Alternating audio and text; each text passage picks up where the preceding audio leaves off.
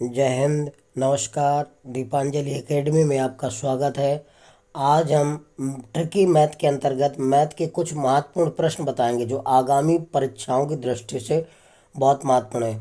आप डेली सुबह मॉर्निंग में अपना टारगेट फिक्स करिए कि आज हमें इतना पढ़ना है और सारा दिन उस पर फोकस करिए। ऐसा अगर आप डेली करते हैं तो आपकी तैयारी बहुत अच्छी हो जाएगी और आप हर एग्ज़ाम फाइट करने लगेंगे। इसीलिए हम कहते हैं कर दिखाओ कुछ ऐसा कि सब करना चाहें आप जैसा। अब एक विशेष बात, मैथ एक ऐसा विषय है जो प्रैक्टिस मांगता है। जितना ज़्यादा आप प्रैक्टिस करेंगे उतने ज़्यादा आपको नियम तरीके फार्मूले याद होंगे और बड़ा से बड़ा सवाल सेकंडों में हल हो जाएगा। ठीक है, अब देखिए पहला क्वेश्चन कह रहा है यदि 3 कणिक घात 3 की पावर x बराबर 2187 हो तो x का मान क्या होगा, यानी कि x की वैल्यू क्या होगी। तो जब इस तरह के सवाल हो, जैसे मान लीजिए यहाँ लिखा है n कणिगत घात है और a, तो जब ये कर्ण के चिन्ह हटाएंगे तो ध्यान रखना जो कणिगत घात होती है यहाँ ध्यान रखना, तो वो a की पावर 1/n हो जाती है। तो ये a की पावर 1/n हो जाएगी, ध्यान रखना। जैसे यहाँ 3 होता तो a की पावर 1/3 हो जाता। अगर यहाँ जब कोई कणिगत घात नहीं है तो 1/2 घात मानी जाती है रूट में, ऐसे जैसे लिखा है रूट x लिखा है तो इसका मतलब होता है x की पावर 1/2। ठीक है, अब देखिएगा तो इधर लिखा है क्या, तो 3 की पावर x और ये जो 3 कड़ीगत घात है इसमें 1/3 का गुणा हो जाएगा, घात में घात का ध्यान रखना। बराबर लिखा है 2187। तो 2187 की आवाज़ आवाज़ फैक्टर करेंगे तो ये 3 2187 को 7 बार खोलेंगे तो 3 × 3 तो 3 की पावर 7 कर देते हैं, इसको ध्यान रखना। आवाज़ फैक्टर करेंगे तो 3 की पावर 7 होगा। अब 3 की पावर इधर है तो 3 की पावर इधर बनाएंगे तो ये हो गया 3 की पावर, अब घात में घात का गुणा कराओ तो x/3 आ जाएगा, बराबर आ जाएगा 3 की पावर 7। अब ध्यान रखना जब आधार बेस समान हो, 3 की पावर x/3 ये है, 3 की पावर 7, जब आधार समान हो तो घातों की दोनों पक्षों में तुलना करवा लेते हैं, ध्यान रखना हमेशा। तो दोनों पक्षों में घातों की तुलना कराएंगे तो क्या आएगा x/3 बराबर 7। तो x इक्वल टू क्या आ जाएगा, ये 3 इधर पहुंच जाएगा, 7 के यहाँ गुणा हो जाएगा, 3 × 7 = 21। तो x का मान कितना आ जाएगा, 21 आ जाएगा। इसका राइट आंसर कौन सा हो जाएगा, तीसरा। राइट आंसर होगा 21, तीसरा विकल्प। ठीक है, इस तरह से हल करना है। अगला क्वेश्चन है 6 की पावर -8, 6 की पावर-10, 6 की पावर 12 का लासा क्या होगा। तो अभी हमने बताया कि लासा क्या होता है, जैसे ये 3 संख्याएं दे रखी हैं और जब ऋणात्मक घात हो सभी में तो सबसे छोटी ऋणात्मक घात वाला लासा होता है, ठीक है, और बड़ी घात वाला मासा होता है, उसका उल्टा होता है। तो देखिए 6 की पावर-8 और 6 की पावर-10 और 6 की पावर 12 ये प्लस वाला है, ठीक है, तो अधिकतम घात वाला ही लासा होता है।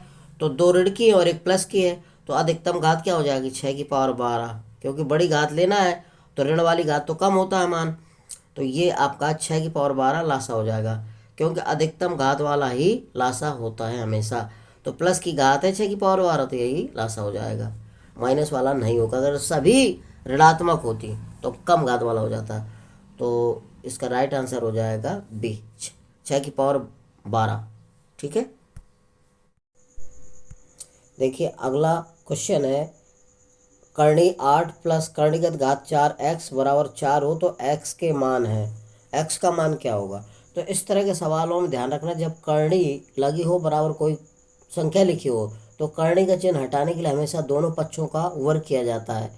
तो दोनों पक्षों का वर्ग करेंगे, लिखा है 8 + 4 कर्णीगत घात x बराबर लिखा है 4।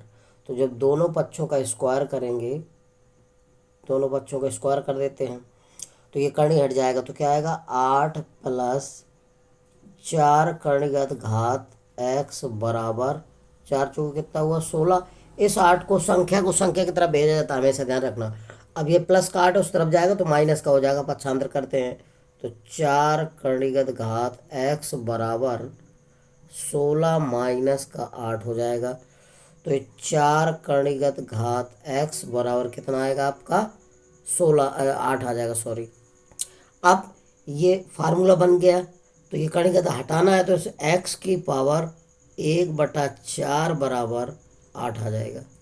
ठीक है, तो x बराबर क्या हो जाएगा, ध्यान रखना, जब x की पावर 1/, हो तो उस तरफ जाएगी तो इसमें घात लग जाती है, एक हट जाता है। x की पावर 1/4 है तो उस तरफ जाएगा तो 8 की पावर 4 आ जाएगा ये। ठीक है, अब हमें क्या करना है, ध्यान रखना, जैसे ये x की पावर 1/a लिखा है, यहाँ मान लीजिए कोई b लिखा है, तो जब x की वैल्यू निकालनी होती है तो ये 1/a होता है, तो सिर्फ b की पावर a घात लग जाती, 1 हट जाता है। तो जब 8 को 4 बार खोलोगे तो कितना आंसर आएगा, तो इसको खोलते हैं ज़रा। 8 × 8 × 8 × 8, तो कितना हो जाएगा, 8 तो 64 हो जाएगा। ये कितना हो जाएगा, 8 64, और 64 × 64, तो 64 कितना होगा, ये हो जाएगा आपका 4 × 16, यानी कि 4096 आ जाएगा। कितना आएगा, 4096। तो ये आपका तीसरा राइट आंसर हो जाएगा, 4096 आंसर आ जाएगा। एक्स की वैल्यू कितनी आएगी, 4096, राइट आंसर 3 हो जाएगा। अगला क्वेश्चन है, यदि 7 क्रमिक संख्याओं का औसत 20 हो तो उन संख्याओं में सबसे बड़ी संख्या क्या है। कह रहा है 7 क्रमागत संख्याओं का औसत 20 है तो उन संख्याओं में सबसे बड़ी संख्या क्या होगी। तो जब भी इस तरह का सवाल हो तो इसकी ट्रिक होती है, औसत जो दिया रहता है ये हमेशा बीज की संख्या होती है, औसत बीज वाला होता है। तो अब क्रमागत कहता है तो 20 के बाद कौन सी संख्या होगी, 21, 21 के बाद क्या होगी, 22, ठीक है, 22 के बाद क्या होगी, 23। हमें 7 संख्या ही लेना, ध्यान रखना। अब इसके 20 के पहले क्या होगी, 19, और 19 के पहले क्या होगी, 18, ठीक है, और 18 के पहले क्या होगी, 17। तो 3 संख्याएं ये ले लो और 3 संख्याएं ये ले लो, बीच वाला माध्य होता है, यानी कि औसत होती है। बीज वाला जो औसत दिया था वो बीज वाली संख्या होती है, औसत हमेशा बीज का संख्या होती है। तो 7 संख्याएं कह रहा है, तो 1 2 3 4 5 6 7 हो गई। अब हमें सबसे बड़ी संख्या, अगर सबसे छोटी पूछा जाता है तो ये आपका 17 होगा, अगर सबसे बड़ी पूछा जाता है तो लास्ट वाले आखिरी वाली 23 हो जाएगी। तो सबसे बड़ी संख्या कौन सी हो जाएगी, 23 हो जाएगी। इसका राइट आंसर बी होगा, ध्यान रखना। जब क्रमागत कहे तो इस तरह से जो औसत दिया होता है वो बीच की संख्या होती है, लिख देंगे, उसके आगे पीछे संख्याएं। अगर क्रमागत कहता है तो एक एक जोड़कर लिख लेंगे, ठीक है, और अगर सम कहता तो दो दो जोड़ते आगे और 2 घटाते इधर। अगर विषम कहता है तो उस हिसाब से निकाल लेते। तो इसका राइट आंसर, अगर सबसे बड़ी पूछा जाता है तो 23 होगा, सबसे छोटी पूछा जाता है तो 17 होता। तो इसका राइट आंसर बी होगा, 23। अगला क्वेश्चन है, एक वृत्त की त्रिज्या को 15% से बढ़ा दिया जाता है, उसका क्षेत्रफल कितने प्रतिशत से बढ़ जाएगा। कहने के बाद एक वृत्त की त्रिज्या को 15% बढ़ाया जाता है तो उसका क्षेत्रफल कितने प्रतिशत बढ़ जाएगा।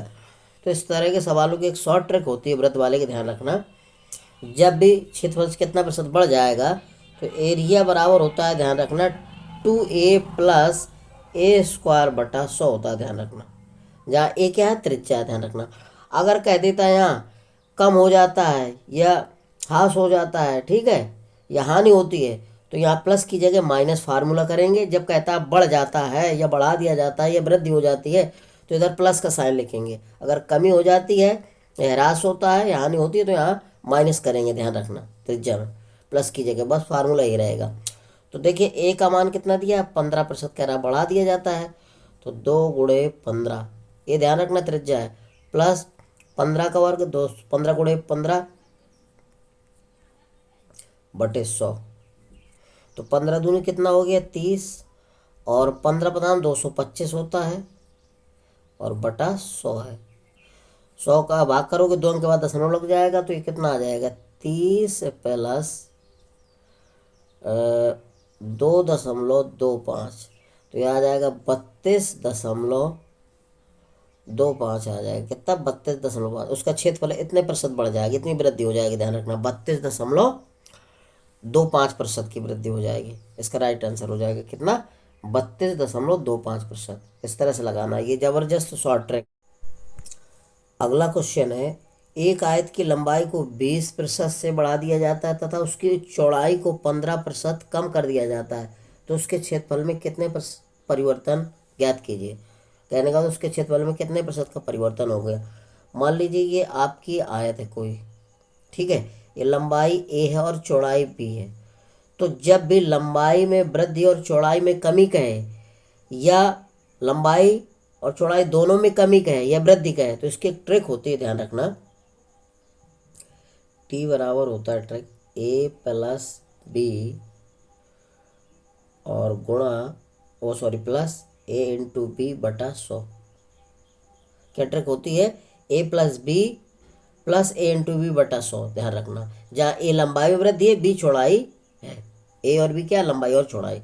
तो इसमें देखिए पहले लंबाई, अब ध्यान रखना इसमें, अगर कहता है वृद्धि की जाती है तो प्लस का साइन लिखना, और कमी कहती है तो माइनस का साइन लिखेंगे। वृद्धि के लिए प्लस, वृद्धि के लिए क्या? प्लस, और कमी के लिए क्या लिखेंगे? कमी के लिए माइनस का साइन लिखना है, और वृद्धि के लिए प्लस का साइन लिखना है। बस जब कहता है बढ़ा दिया जाता है तो प्लस, अगर कमी कहता है तो माइनस। अगर कमी कमी हो रही है तो माइनस माइनस लिखेंगे, लंबाई और चौड़ाई। अगर वृद्धि वृद्धि है तो प्लस प्लस लिखेंगे। अब लिख रखते हैं इसमें मान। तो 20% की वृद्धि यानी कि 20, और कमी की चौड़ाई में कितना? 15, और प्लस माइनस का माइनस ए इंटू बी, तो ये 15 दूना 30 हो जाएगा, और बटा 100। 1 0 2 0 1 0 2 0। अब 25 में 15 घटाओ कितना आएगा? 5 आ जाएगा। 5 माइनस 3, तो 5 में से जब 3 गए तो 2 आ जाएगी। 2% की वृद्धि, उसके क्षेत्रफल में कितना परिवर्तन होगा? 2%। तो उसका राइट आंसर होगा 2%। ध्यान रखना, इस तरह से लगाना है। वृद्धि के लिए प्लस और कमी के लिए माइनस का साइन यूज करना है, लंबाई और चौड़ाई के लिए। ध्यान रखना। अगला क्वेश्चन है, कोई राशि 10% वार्षिक साधारण ब्याज दर से कितने समय में 1.5 गुनी हो जाएगी? तो इस तरह के सवालों की ट्रिक होती है, ध्यान रखना। कह रहा साधारण ब्याज कितने समय में, या तो समय पूछेगा या तो दर पूछेगा। दर दे देगा तो समय पूछेगा, और अगर समय देगा तो दर पूछेगा। ध्यान रखना। तो इसका फार्मूला होता है टी बराबर, ट्रिक होती है n-1 गुणा 100 बटा दर। ध्यान रखना, अगर दर निकालनी है तो दर इधर हो जाएगा, समय भाग कर देंगे। तो हमें समय पूछ रहा है तो रख देते हैं। अब ये n क्या है? गुना है। 2 गुना, 3 गुना, 4 गुना, 1.5 गुना, 3 गुना, ये n की वैल्यू होती है। तो कह रहा है 1 सही 1 बटा 2 गुनी, ये n के मान होता है हमेशा। r दर है, t समय है। ध्यान रखना। तो n की वैल्यू कितनी दे रखी है इसमें? सही बटा तोड़ लो, 2 1 3, 3 बटा 2 आ जाएगा। ये इसके गुना हो गया। अब निकालना हमें समय, तो t बराबर n का मान कितना दिया? 3 बटा 2 माइनस 1 गुणा 100 बटा दर कितनी दे रखी है? 10%। 10 एकम 10 दाम 100, 10 आ गया। अब इसको हल करो तो 3 माइनस 2 एकम 2 बटा 2 और गुणे 10, तो ये है ही है, 10 बचा। अब 3 में से 2 गया तो 1 आ जाएगा, 1 बटा 2 गुणे 10। 2 से काट दो, 2 एकम 2 पंचे 10। तो दर कितनी आ जाए, समय कितना आ जाएगा? 5 वर्ष आ जाएगा। तो समय आ जाएगा 5 वर्ष। इसका राइट आंसर हो जाएगा, चौथा विकल्प हो जाएगा। राइट आंसर क्या आएगा? 5 वर्ष, चौथा विकल्प। अगला क्वेश्चन है, कितने प्रतिशत वार्षिक दर से 2 वर्षों में 2400 रुपये पर चक्रवृद्धि और साधारण ब्याज का अंतर 11.76 रुपया होगा? तो ध्यान रखिए, जब भी चक्रवृद्धि और साधारण ब्याज का अंतर दिया हो और 2 वर्ष के लिए पूछे, तो इसकी एक ट्रिक होती है, ध्यान रखना। सिर्फ 2 वर्षों के लिए ही लागू होगी। ये होता है, ध्यान रखना, कितने प्रतिशत वार्षिक दर से कह रहा है, 2% दर पूछ रहा है। तो इसकी ट्रिक होती है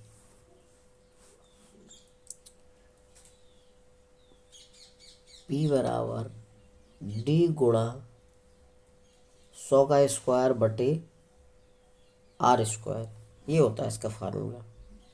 ठीक है, तो हमें क्या निकालनी है? दर निकालनी है।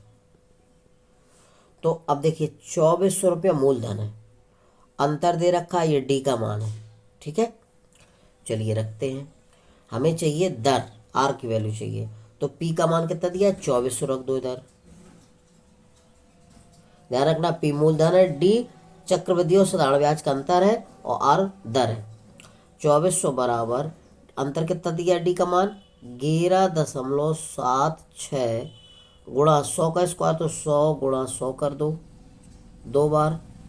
किसी संख्या में जितनी घात लगी हो तो उसका उतनी बार गुणा करते हैं। तो 100 की घात 2 है तो 2 बार गुणा कर दिया। अब आर स्क्वायर वैल्यू चाहिए हमें। तो देखिएगा ये दशमलव हटाएंगे तो 2 जीरो नीचे बढ़ जाएंगे 2 अंक का, तो 100 से 100 कैंसिल हो गया है, ध्यान रखना। 100 से 1 ये 100 कैंसिल हो गया, यानी कि 2 जीरो इधर खत्म हो गया। अब हमें आर स्क्वायर का मान निकालना, तो आर इस तरफ भेज दो, 24 बटे में हो जाएगा। तो आर स्क्वायर बराबर, ध्यान रखना बराबर किस तरफ जीरो जीरो काट दिए जाते हैं, इसलिए हमें 2 इधर काटे 2 इधर। अब आर स्क्वायर बराबर ये 24 इधर आ जाएगा, आर इधर हो जाएगा, तो 1176 में भाग करेंगे 24, 4 चौको 16, ये आपका 49 बार में कटेगा। तो आर स्क्वायर बराबर कितना आया 49, तो आर बराबर कितना आ जाएगा, आर बराबर आपका आ जाएगा 7%। तो दर कितनी आ जाएगी 7%, इसका राइट आंसर हो जाएगा चौथा, ध्यान रखना चौथा कितना आएगा 7%, दर कितनी आ जाएगी 7%, ठीक है। तो इस तरह से लगाना है। इसकी ट्रिक क्या होती है एक बार पुनः समझिए। मूलधन होता है ये, मूलधन P बराबर D गुणे 100 के स्क्वायर बटे आर स्क्वायर। P मूलधन है, D चक्रवृद्धि और साधारण ब्याज का अंतर है, R दर है। तो इसको याद रखना, ये जबरदस्त शॉर्ट ट्रिक है, इस तरह से लगाएंगे। अगला क्वेश्चन है, यदि कह रहा है x बराबर 1/3 y और y बराबर 1/2 z है, तब x अनुपात y अनुपात z बराबर है। तो इसका मान ज्ञात करना है। तो देखिए ये लिखा है x बराबर 1/3 y लिखा है, तो इसको y को x की तरफ ले आओ तो ये हो जाएगा x/y बराबर 1/3, या इसी को लिख सकते हो आगे x अनुपात के रूप में लिख लो, x अनुपात y बराबर 1/3 हो जाएगा, ठीक है। अब दूसरा क्या दे रखा है, दूसरा दिया है y बराबर 1/2 z, इसको भी लिख लो y की तरफ z, तो यह आ जाएगा y/z बराबर 1/2, या यहाँ लिखेंगे क्या y अनुपात z बराबर अनुपात कितना आ जाएगा 1/2 आ जाएगा। अब 1/2 आ गया। अब हमें निकालना है x अनुपात y अनुपात z, तीनों का अनुपात चाहिए। तो x और y का अनुपात कितना आया है, ये आया है 1/3, यहाँ रख दो 1/3। अब दूसरा है y अनुपात z, तो यहाँ y से शुरू करेंगे, ठीक है, x को छोड़ देंगे, यहाँ से मान रखेंगे 1/2। अब देखिएगा इसके आगे जगह खाली है, तो ये जो संख्या होती है इसको आगे बढ़ा देते हैं, एक इधर खाली है तो ये जो संख्या इसको आगे बढ़ा देते हैं 3। अब इनका आपस में गुणा कर दो, तो 1 एकम 1, और इनका आपस में गुणा कर दो 3 एकम 3, और इनका आपस में गुणा कर दो 3 दूना 6। ये आपका एक्स वाई जेड का अनुपात आ गया। तो एक्स अनुपात वाई अनुपात जेड अनुपात कितना आ गया 1/3/6।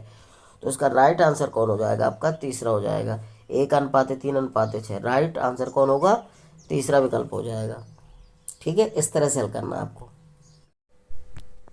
अगला क्वेश्चन है, वह न्यूनतम संख्या कौन सी है जो 15, 25, 35 तथा 75 से पूर्णतः विभाजित है। तो जब वो कहते छोटी से छोटी व न्यूनतम संख्या, तो उनका हमेशा लासा निकाला जाता है। तो जैसे 15, 25, 35, 75 का हम लासा निकाल लें तो पता चल जाएगा वो कौन सी संख्या है छोटी से छोटी। तो निकालते हैं। या दूसरा तरीका इसका क्या है, 15, 25, 35, 75 से जो ये विकल्प दे रखे हैं इनमें सबसे भाग करके देखेंगे बारी बारी से। जो सबका भाग चला जाएगा, 15 का चला जाएगा, 25 का, 35 का, 75 भाग पूरा पूरा चला जाए, सभी विभाजित हो जाए, वही वह संख्या हो जाएगी। तो इसमें टाइम लगेगा, तो हम सीधा लासा निकाल लेते हैं। जब भी कह दे वह न्यूनतम छोटी छोटी तो उसका लासा निकालते हैं, ध्यान रखना। 15, 25, 35 और 75। तो अब कर देते हैं हम 3 से। तो 3 पचे 15, और 25 में जा नहीं रहा, और 35 में भी नहीं जा रहा, और 75 में जा रहा है। 15 पना 3 दूना 6, और 3 पचे 15, 25 75। अब 5 का कर देते हैं। तो 5 कम 5, 5 25, 5 7 35, 5 25। फिर क्या होगा, 5 का चला जाएगा, 5 कम 5 7, 5, अब 7 का चला जाएगा, 1 7 हो जाएगा। तो कितना हो गया आपका, 3 × 5 × 5 × 7। तो कितना हुआ आपका तीन पचे 15, 15 पना 75, 75 गुणे 7 करो तो 7 पना 35 और 7 49, 49 तीन कितना हो गया 52 हो गया। तो 525 आ जाएगा। तो वह 15, 25, 35, 75 से पूर्णतः विभाजित कौन सी संख्या है 525। तो इसका राइट आंसर हो जाएगा बी। कौन सा होगा इसका राइट आंसर बी, 525 हो जाएगा। ध्यान रखना जब भी वह कहते छोटी से छोटी जो इतने इतने से पूर्णतः विभाजित, वह कौन सी संख्या है, वह न्यूनतम संख्या है या छोटी से छोटी पूछे तो हमेशा लासा निकाला जाता है। ध्यान रखना। अगला क्वेश्चन है 2 की पावर 4 गुणे 3 की पावर 6 गुणे 5 की पावर 3 कॉमा 3 की पावर 8 गुणे 5 की पावर 9 गुणे 7 की पावर 5 तथा 2 की पावर 10 गुणे 3 की पावर 5 गुणे 11 की पावर 4 का लासा क्या होगा। तो ध्यान रखना जब भी लासा पूछे और संख्याएं घात के रूप में दी हों तो अधिकतम घात वाली संख्याओं का गुणनफल ही लासा होता है। अधिकतम घात वाली संख्याओं का गुणा कर देंगे वो इसका लासा हो जाएगा। तो सबसे पहले हमें जैसे 2 लिखा है, फिर 3 लिखा है, 5 लिखा है, तो सबसे बड़ी घात 2 वाला देखेंगे, फिर 3 वाला देखेंगे, फिर 5 वाला देखेंगे। ठीक है, सबसे बड़ी घात वालों का गुणा कराना है। ध्यान रखना। तो देखिएगा इसमें 2 की पावर 4 है, इसमें 2 की पावर नहीं है, इसमें 2 की पावर 10 है। तो इसमें क्या लिखेंगे 2 की पावर 10 ले लेंगे गुणा। अब 3 वाला देखो, सबसे 2 की पावर 4 इसमें, 2 की पावर इसमें, ये देखा जाता तीनों में देखेंगे 3 है 4 जितनी भी संख्या उनमें सब में देखा जाता बड़ी घात वाला। तो 2 वाला हो गया अधिकतम घात का, 2 की पावर 10 है हो गया, क्योंकि 2 की पावर 10 इसमें और 2 की पावर 4 कम है ये, तो 10 वाला लेंगे। अब 3 वाला देखो, 3 की पावर 6 ये है और 3 की पावर 8 ये है और 3 की पावर 5 है, तो 3 की पावर 8 वाला लेंगे। ठीक है, तो 3 की पावर 8। अब 3 हो गया। अब 5 वाला देखते हैं क्योंकि 5 भी संख्या है। 5 की पावर 3 ये, 5 की पावर 9, 5 की पावर नहीं है, तो 5 की पावर ये 9 आ जाएगा अधिक घात वाला। 5 की पावर ये 9 है।